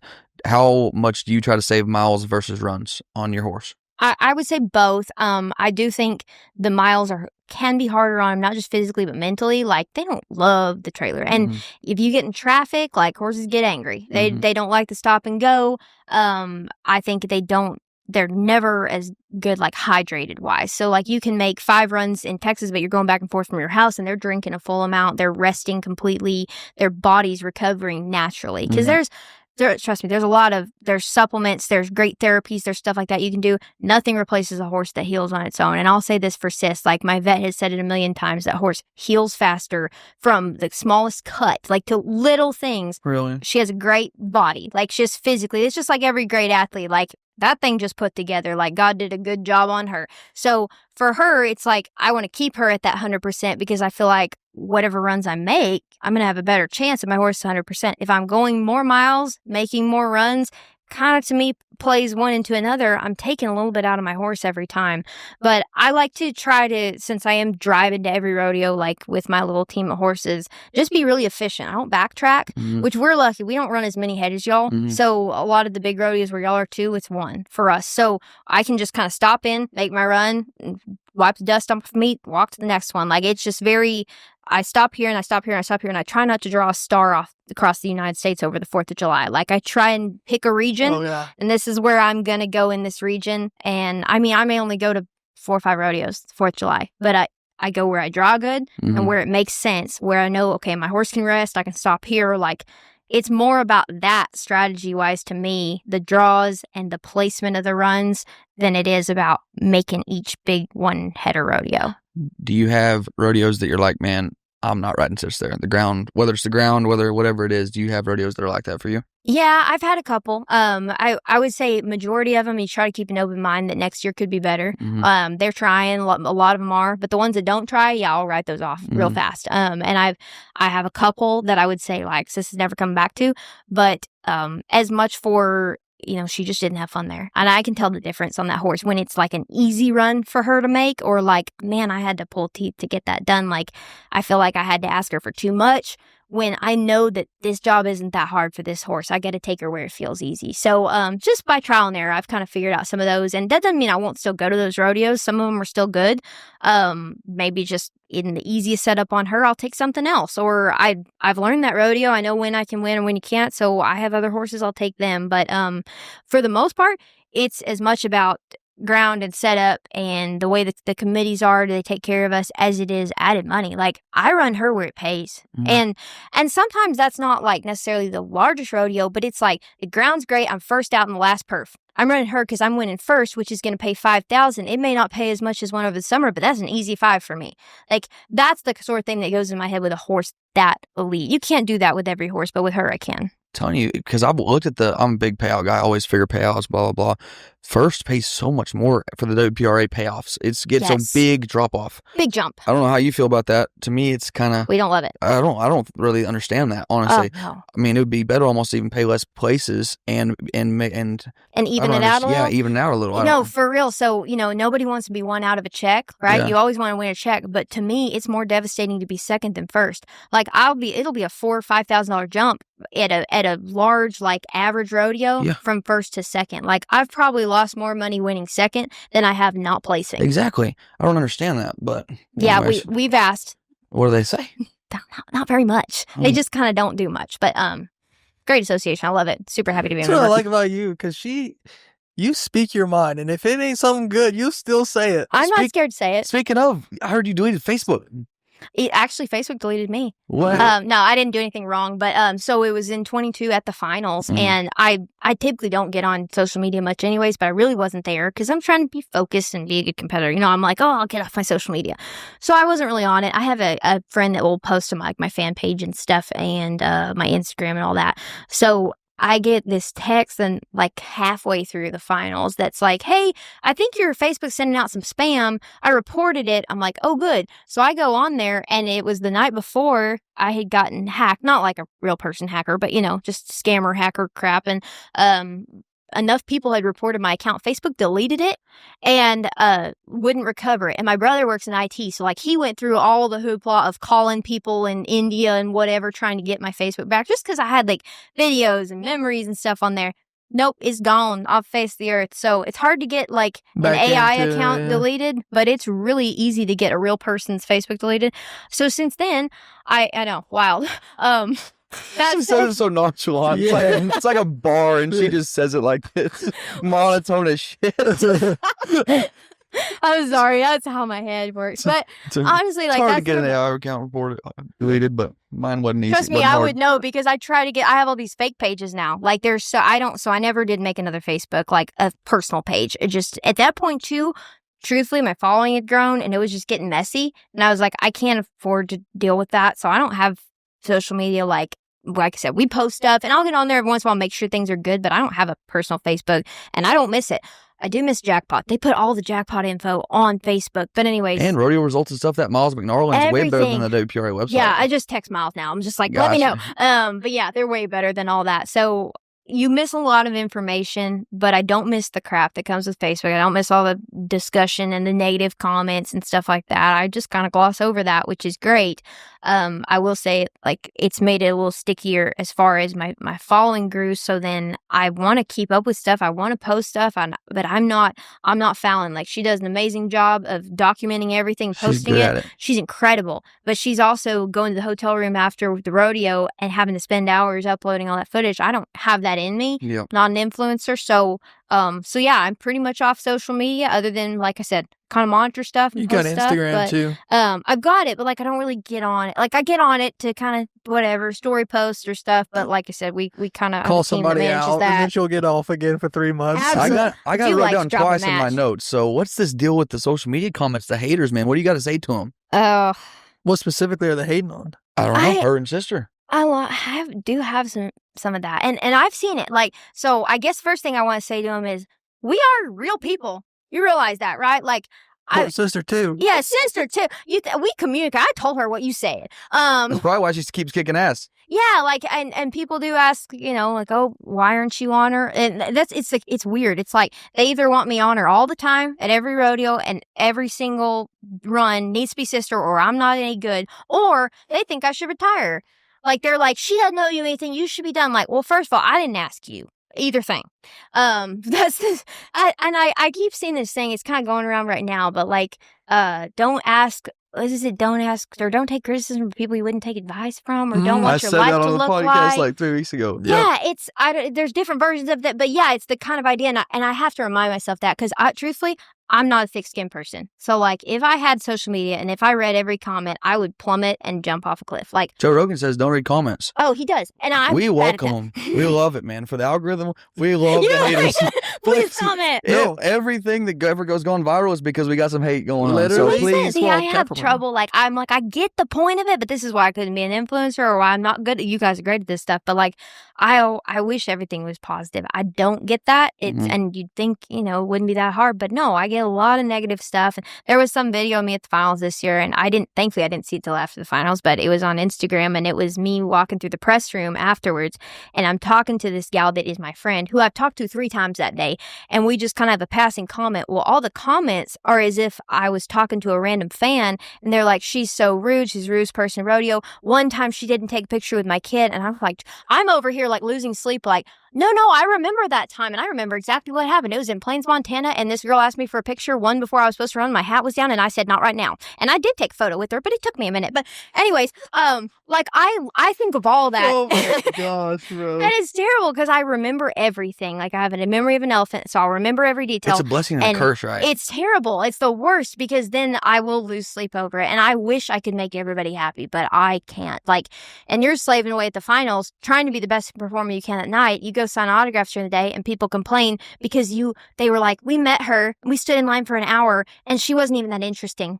And I'm like, well, there were 40 kids behind you, and I was trying to get through all of you in an hour. What did you want me to say? Interesting. That's crazy, dude. It was really tough. So, but like, that's the thing. That stuff does stick me. Like, I don't do well with it, so I can't read comments. Like, and it's hard because I want to, because I like mentally want to be like, am I making everybody happy? Am I making everybody happy? And I know I'm not going to.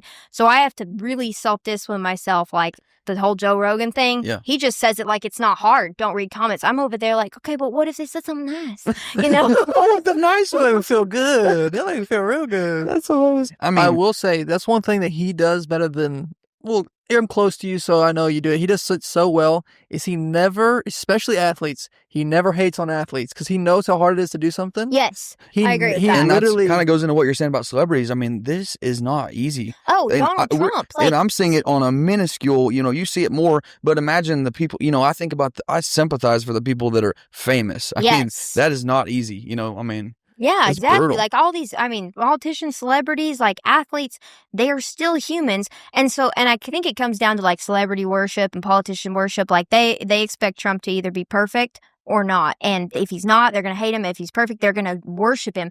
And I'm in the middle, like, I ain't worshiping this is a dude. This is a human. I'm going to worship Jesus because he was perfect. But like the rest of us, including me, we're not perfect. I'm going to try. And I've had parents say like, I love your social media because I don't have to police what my kid sees on there. And I'm like, you should. Please, like, bring their phone in and say, let's talk about what Hailey posted today. Because you may not agree with it. I'm not supposed to raise your kid. But I hope to be a good example. So yeah, I'm going to do my best, but I'm still a person. So like, if you see something you don't approve of, that's fine. Maybe don't put it in the comments, but maybe go talk to your kid about it. Like, maybe, I don't care. Talk to a friend about it. Tell them how much you hate me. But like, make it a conversation piece. Let's have nachos and talk about how much we don't like Hailey. But like, you put it on social media, I'm going to see it. And for what? You think it's going to change something for me? Like, if it's something I truly did wrong, okay, I'm a teachable person. I'll hear it. Most of the time, it's a misunderstanding. Most of the time, it's passion of your sport. Like, like you said, your whole career's on the line after one run. You don't expect me to be a little upset about that? Like, I need a minute. We all deserve 5 minutes. Yeah, we should cut it off. We're all Trevor. We want to cut it off after 5 minutes, right? To be great. But we still are allowed to care. And I think that's hard with a lot of people on social media. Like, they just don't realize if they were in this position, how would you feel? And what would you feel about that? But like, I will say I have the greatest examples of it in my sport, and I have so much respect for the other athletes. Jordan Briggs in 22, so we came down to the 10th round that year. And the year before, we'd come down to the 10th round too, and she won it. I kick over a barrel, and she wins the gold buckle. That night, it was going to be just whoever outran the other. And I ran a 35, which is pretty fast there. And so she had to lay down the gauntlet. She made a great run. Placing the round wasn't enough. They're already grabbing me to go down. and she's coming out, and I know the drill. You have to get off and go get your reserve saddle, which sucks, by the way. But anyways. Well, there's a reserve saddle, wow. Oh, we have a reserve champion saddle. And so when you win fun story, when you win a gold buckle, they take you to the back. You get your whole family. You take pictures. You're in the press room, which is like under the concourse for people who don't know. Like you're a ways in there. And then you get all this stuff and this big heavy saddle, and they put you on a golf cart, and they give you a golf cart ride to your trailer because you're the champion. When you win second place, you get to march back to that same press room, take a picture with your reserve champion WPRA saddle. You get to do an interview about how you sucked that night, and then you get to carry your saddle from the press room to your trailer. It's like a walk of shame. Was that there? Because I was back there this year when seeing all this happen. I didn't know the reserve champions were back there too. Oh no, we're before that. Don't worry, They don't put us in the room with all the families. We're not. It's us. It's only the barrel racing. Yeah, perfect. They give, and it's really neat that they give a reserve saddle. But I'm like, guys, can you just drop it off in the parking lot? Like, I don't really want. I like it a lot more in 3 months than I do tonight. Yeah, I'm walking by carrying it, and Kelsey Domer's like, "Good job." I'm like, "Ghetto, this sucks." Anyways, all that said, like, that was going to be Jordan's night, right? And she's not out of the alley, and I'm having to pass her, and I'm like, good job. And she stops Rolo and shakes my hand and is like, "Good freaking year." And I'm like, same, because last year I said the same thing to her. Like, in that moment, it sucks more than anything when you lose. You have a chance to be a sportsman, and like, you do your best to be a sportsman. But I also understand if she went in the tent and cussed me right after, she should, cussed her a year, whatever didn't work. Like, it's both. I see both sides of it. So like, I respect the sportsmanship, but I also get the passion. Sure, it's a crazy balance. Like you said, Trevor, you kind of we're skimming through there and talked about how great Trevor, not everybody's Trevor, that he's amazing at being such a warrior, such a competitor. Is it the 5-minute rule? I mean, yes, but like, his face never changes no matter what happens. He's always the same, no emotion. Will walk out and he's the same person all the time. Whatever he does is in private, and it's very impressive. It is really impressive. And I think that's different for every personality, but like, I'm not one to get real fired up after a great win. Like, it's good, but I'm going to keep that a little bit tied down too. I would love to be. Like, I'd love to be, well, it was wonderful, throw my hat, whatever.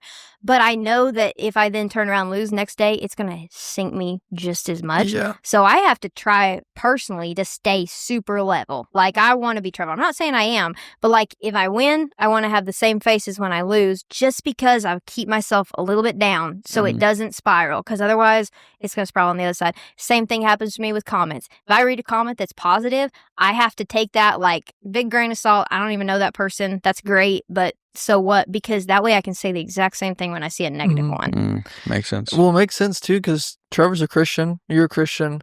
I think the hardest thing for all Christians, I'll use me as a scapegoat just to present it.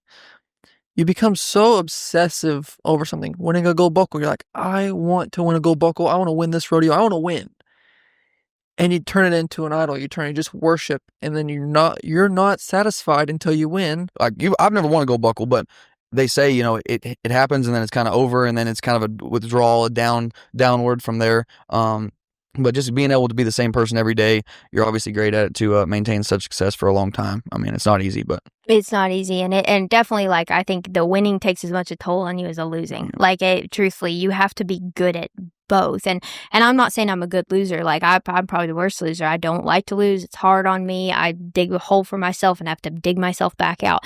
I know the cycle, and I can handle the cycle. I try not to subject too many people to it, though, because that's where, like, in his case, it comes in. I think he's so good at self-control. And that's one of the values that, like, as a Christian is supposed to be important to us. Like, we think about gentleness and faithfulness and truthfulness and all of that. Self-control is like last on the list, and we don't always want to talk about it, but I feel like that's where it comes into play, because it's not just what you project on yourself as a competitor. Like, how am I going to prepare myself to win tonight? Like, I ran one earlier today. I've got to run one tonight. If it went good, I have to be like, okay, that's great, but we have another one. If it went bad, okay, that's great, but we have another one. Like, you have to be capsulated with yourself about, like, everything stays internal for a minute. Let's calm down. Let's keep it together, because not just are you affecting you, you're affecting people around you, your team, your close people. Like, the 5 people you talk to after a run, they are physically, mentally, emotionally affected by how you act. And thankfully, mine do have thicker skin than me, because they've had to deal with the brunt of it. Like those people, like Emily and my mom, like they've dealt with more from me. They see the bad loser side. And I'm sorry for that, but I'm also thankful for them because otherwise they would allow me to like get it out, move on, and then I can still take a picture with a kid 5 minutes later. Like I can, because I know I can remove that and say, I'll deal with this over here. Like I'm going to deal with the disappointment, the negative, whatever. In my couple minutes, I'm going to control that so that I can still be good to the people around me. That's hard. Yeah. That's truthfully, crazy. I'm not a competitor, but I'm competitive in other areas. I'm a competitor in video, anything, business, anything I do. That has been the number one thing I'm the most interested in is balancing. I'm a Christian, but I'm also a fierce competitor. And that balance is really hard. It's so hard. Yeah, it really is. I mean, I see it. I've seen it in Braden. I've seen it in you, and even in myself. I mean, because you can't let it take you over, but you also can't hide and run and shy away from your competitive nature, or you wouldn't be the legend that you are. Well, I think rodeo is in itself, just like any sport, it can be very selfish, right? It can be about what's best for me today. And that can trickle into how you treat the people in the parking lot to how you treat your own run. Like it can be too self-consuming and you can win like that. That's what gets frustrating for Christians is you see people that operate that way and they still win. Yeah, that's true. Because when I get ready to make a run, I am the most animalistic person I know. You're not touching me. Like my mental game is sharp. You're not messing with me. Not saying I'm going to fight somebody at the back of the alley, but I could. No, you're going. I could. Like that is the mindset I have to be in. I have to believe I am the best, and nobody stands in the way of that. But I also have to turn that off immediately after a run, and I have to turn it. It's got to be on a switch. Like it literally has to be on a switch. So it's the self-control side, and I think for me it comes down to like, when are you giving God glory? Are you giving God glory when you win? Is he happy with that? Yeah, sure. He's happy with the win, but you're giving God glory the way you treat people. So like, he made me this way. He made me competitive. He made me animalistic about my run. That's great. But he wants me to be self-controlled, which means he allows me to use that. He gave me the sport to express that side of me, but he's not going to let that take me over, because if it takes me over, then rodeo's become my God. Rodeo's become my golden thing. And like that gold buckle can never mean more to me than glorifying God. That's my goal, right? Like that's the race I'm running towards. So as long as I keep glorifying God at the head, I can still be competitive, but I can't treat people in a way that puts me or my goal first, my goal of a rodeo. Winning is good, but the desire to win is just like any desire. Any desire. And you cannot let it master you. You have to master it. For sure. It's that simple. Yes. That simple, that hard. I want to talk, dude, rodeo is so different. We played basketball. If you hit a bad golf shot, whatever it is, you can kind of get in the rhythm and the momentum and the feel and the flow of the game to build off that. Like you said about turning your light switch on and off, it's 20 seconds tops on a barrel run, usually around 8 seconds for us. And that's it. You know, I mean, so fighting the mental side of it, turning it on, first off. Secondly, turn it off. Thirdly, being realistic after the runs and being able to say, yeah, I sucked. Not letting that drain your confidence or bring you down, but then put it into your routine. How am I going to fix it? Yeah. It's a crazy deal. You know, Patrick Mahomes gets 2 weeks to prepare for the Super Bowl, and then he gets to play, and he plays for 3 hours, and he builds from the game. He feels and he makes adjustments during it, you know, in between possessions, etc. We have turn it on 20 seconds, and that's it.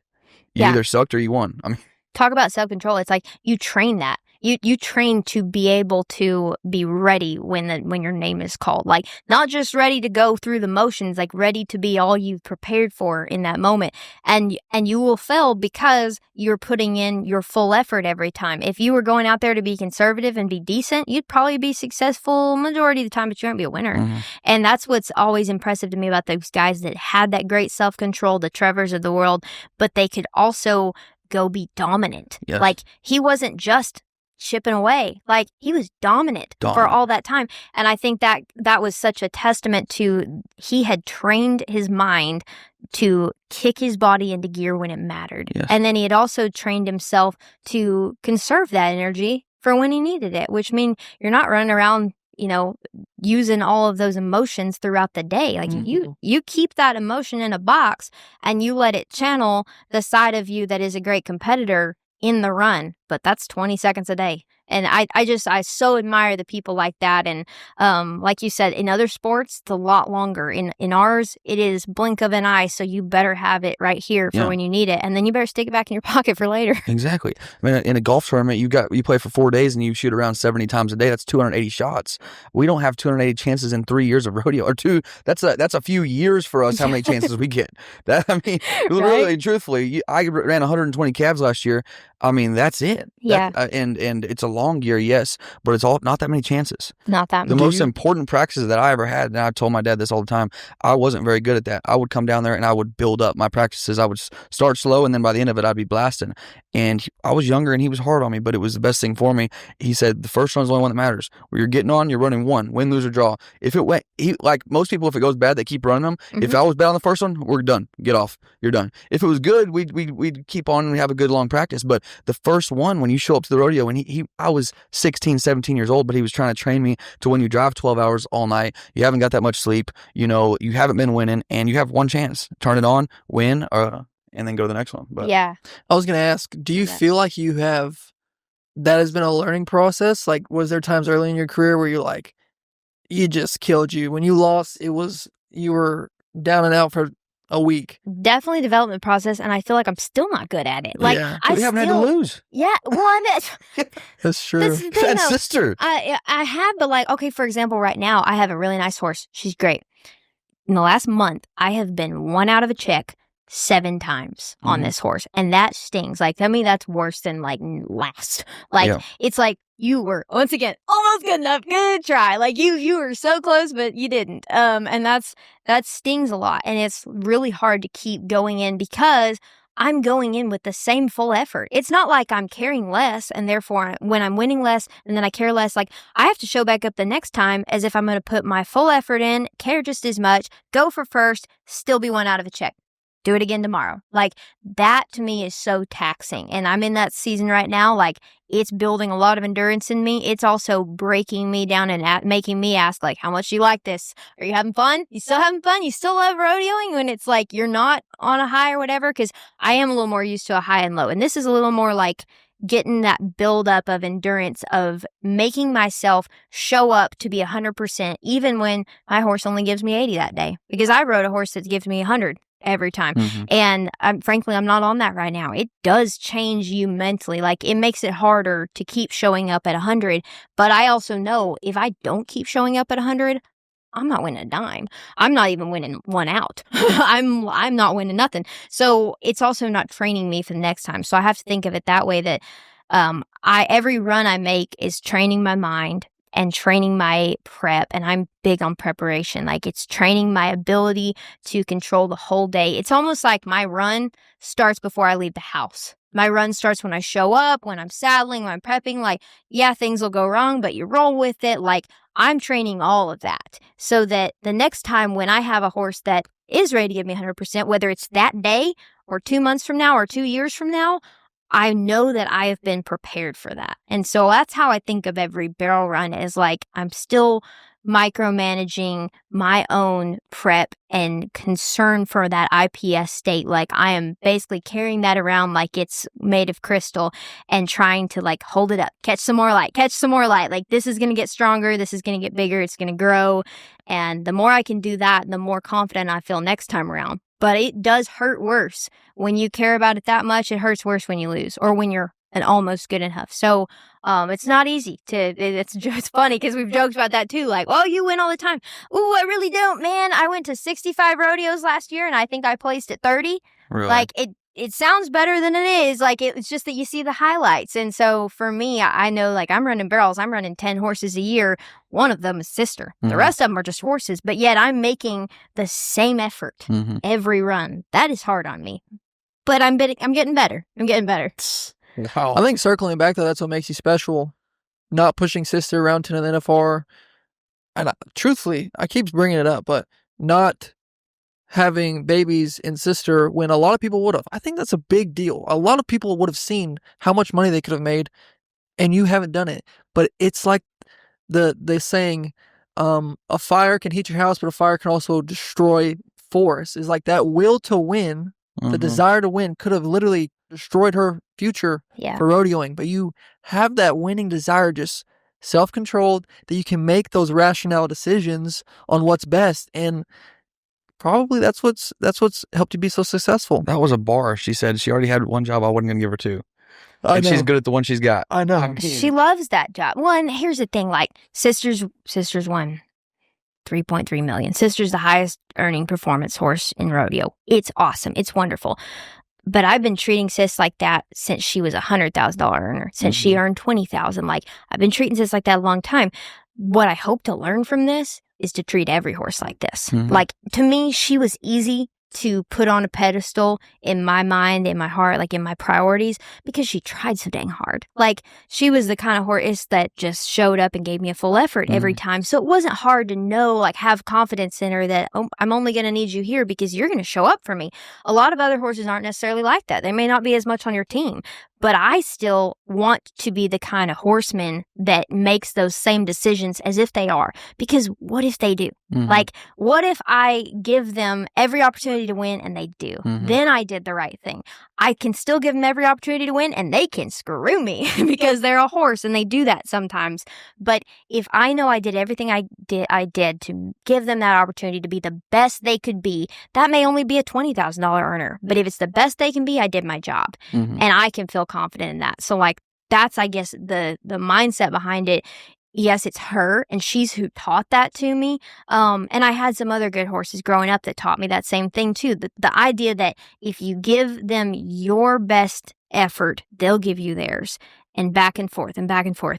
And she's built that confidence in me. And there have been other horses that have crushed it, absolutely. But I still am going to give my best effort, because what if they give me theirs today? Like, that's the partnership to me. That's what makes the next great partnership I have. That's what makes the one I have. It's what makes me and the horse tonight, Jen. I mean, it's what's going to work. And it may not work tonight. It may not work in the future, but I'm going to try, because what if it did? Like, that's what keeps me hungry. Wow. Gold buckle number 5. 2025, Hailey Kinsel, is it coming? It sounds good. I mean, I like has the a nice fives. ring to it, yeah. I like the numbers. I would love for that to happen. I know that I'm not riding her this winter, which does make a difference. She loves the winter rodeos, but I say that I've only ridden her at Fort Worth and Houston the last couple of years, but like, she's been great at those. So I don't know if I'll get on her by Houston. I haven't totally decided. That's a lot of runs to get back on her and be like, we're gonna make 6 runs at Houston. Like, welcome back. So I'm still deciding on that. She loves the summer. That said, I have some other horses. They're placing along. They're chipping away. That's great. That's not what it takes to win a gold buckle. The biggest thing it takes to win a gold buckle, and you know this as much as anybody, you've got to have a good Vegas. So my goal becomes get to Vegas. Like, first goal, top 15. How to do that? I got a lot of logistics to go. I got some other things coming up. I have a young horse I'm excited about, but it's going to be like, where to put her in. Like, I've got to be the right coach to know when to put this horse in and when she's going to be ready and what setups and what ground, and then play it throughout the year, stick it out. And if we can get ourselves in the top 15, then the goal becomes striking distance of a world title. That's it. I just want a shot, which to me, anybody that goes to Vegas has a shot. But if you come in with a little bit of an edge or whatever, that helps. So get yourself in a good position where you have a chance at a gold buckle. I'm not going to think about a gold buckle, and I never do. I truthfully don't until it's handed to me. And that's just me. I'm different in that. Like, yes, I would love to say it, and I'll say it. I'll be on the treadmill like 2025 win gold buckle. Like, that's also me, okay? So I'm not scared to do that, but I'm not going to put that on the runs. Like, I don't back in the box like, this is what it's going to take to win a gold buckle. That's just not me. I know it works for some people, but for me, I'll think about that when they hand it to me. Like, until then, I'm putting myself in a position to win every run, whatever that looks like. Wow. Thanks a lot for doing this. This is special. Anything? I feel like I learned a lot. I did too. This was special. Me too. I learned that you turn red really easily, and you I are didn't even observant. turn red. I'm about to edit that back and look. You were pretty red. You think I was red? Yeah, you were pretty red. You look like this table. Jeez. Cherry. So we'll call it cherry. Tucson? No Tucson for me. I just entered here, so we'll finish up here, and then we got some other stuff going on, family and horse. I got a lot of colts, so I'm gonna go back and go to some derbies and ride my 3-year-olds and just kind of ease around this winter. So next thing for me is Houston. Hopefully back here for the semis, and then Houston, Austin, all that. stick around. Got the American in April, so that's exciting. I actually fly to Tulsa this weekend to commentate the last regional, so I get to talk about barrel horses some more, and hopefully not get my mic taken away. We'll see. Talk about Let's Freakin' Rodeo. Yeah, I'll talk about Let's Freakin' Rodeo. That'd be fun. I'm gonna educate the Fox Sports viewers on that. That might really get my mic taken away. Oh my god! Bring them on. So good luck to you. Thanks. We'll be watching. You too. Can't wait to see sister. It'll be fun. Yeah, I can't wait to see her too. Tell her I said hi since you talked to her so much. I will. I'll let her know. I want to know what she says about you.